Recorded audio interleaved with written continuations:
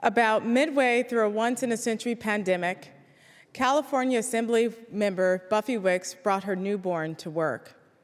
Days prior, she had requested to vote by proxy, an option made available because of the recent COVID-19 outbreaks in the state capitol. She assumed rightly her request would be granted. However, it was denied by one of her male colleagues who reasoned that maternity leave did not qualify her to vote by proxy. Rather than pushing back on the decision, Wicks packed up her baby and came to work. The move was symbolic of the many ways working women suck it up and the hard choices they make in the workforce. Show up to prove you can do it all, or don't and face the backlash that comes with not being able to do it all. The irony, Wicks was there to cast her vote on several critical bills, including one aimed at expanding job-protected family leave in the state. She implored her colleagues before dashing off to breastfeed, please, please, please, pass this bill. The bill ultimately failed.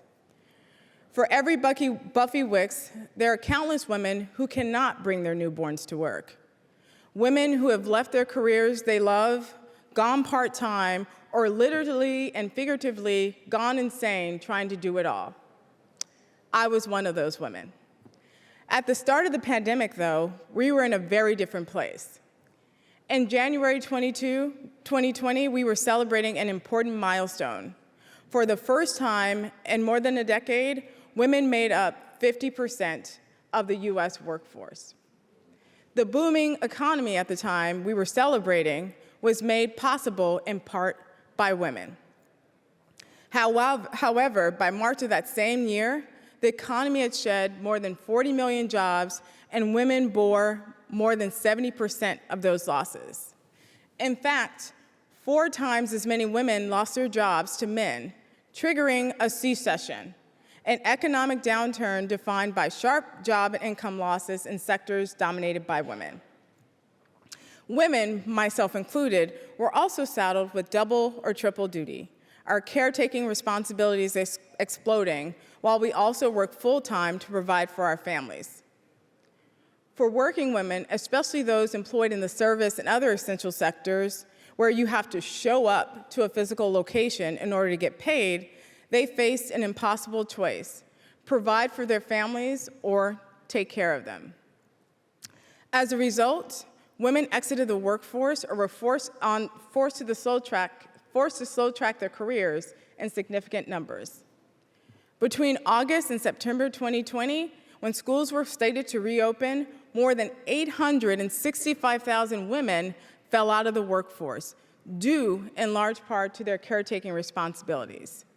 Today, there are 2 million fewer women in the workforce than there were 2 years ago. It's been a long road since we made that milestone announcement about the progress of women in the workforce and the economy. Much has changed, and we've learned so much. The pandemic has forced all of us in our private and professional lives to rethink work and the economy. What might an economy that works for women look like?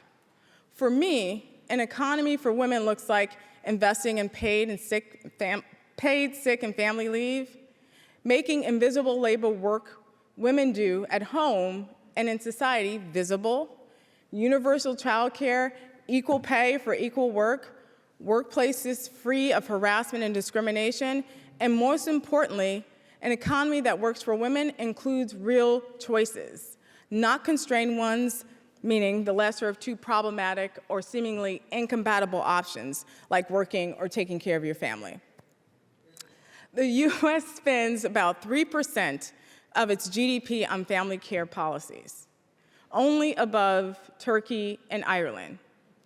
And our current workplace models are out of step with our current reality. We still operate with a Mad Men 1950s workplace model where men are the primary wage earners in their families and women stay home. Long hours in the office are expected, and there's very little consideration for the caretaking responsibilities of women. Today, many women are also breadwinner mothers, meaning they contribute 40% or more of their income to their households. In families with children, 91% of parents work outside of the home, and 15 million families in the US with children under the age of 18 have a breadwinner mother.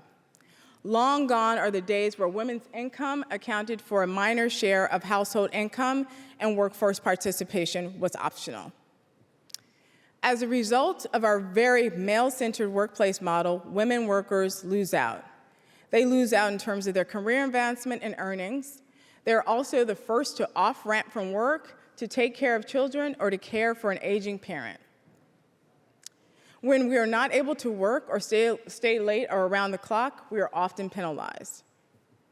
A workplace model that works for women includes flexibility that does not impede advancement, recognition of their dual roles as provider and caretakers, and many other things.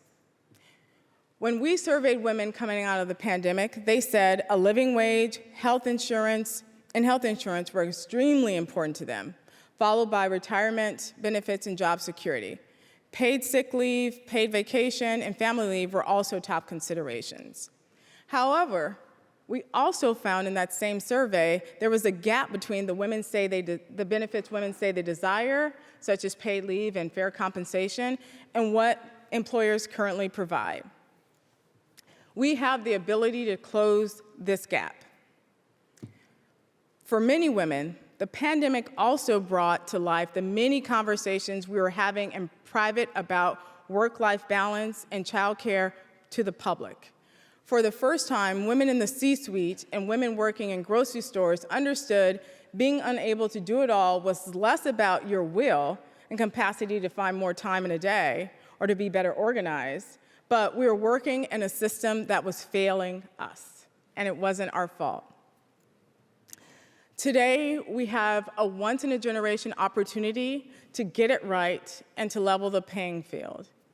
Things have been broken for a very long time, but now we have a level of collective awareness that we haven't seen since the New Deal nearly 60 years ago. Before I turn over the floor, I want to share a little bit about myself and why I believe this moment is full of possibility and opportunity to think bigger than we ever have. So many years ago, I came across a study. When children from lower income neighborhoods were asked to draw their worlds, they tended to draw their neighborhoods. When upper middle class kids were asked to do the same, they drew far off places like China or France, beyond what they could see. Growing up, I couldn't see past my neighborhood. I was born to a teenage mom in Los Angeles, California. She did the best she could, but sometimes we experienced episodic homelessness, and often my first meal of the day was in the school cafeteria. My second grade teacher, Miss Slaughter, told me I was smart, and I could go far in life. I held on to her words. I became the first person in my family to graduate from high school, to go to college, and to earn a doctorate.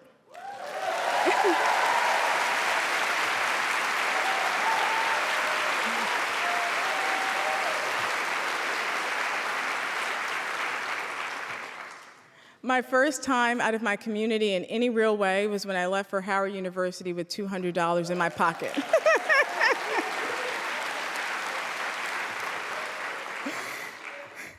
In one of my first classes, I learned about social welfare programs like cash assistance, food stamps, and Head Start.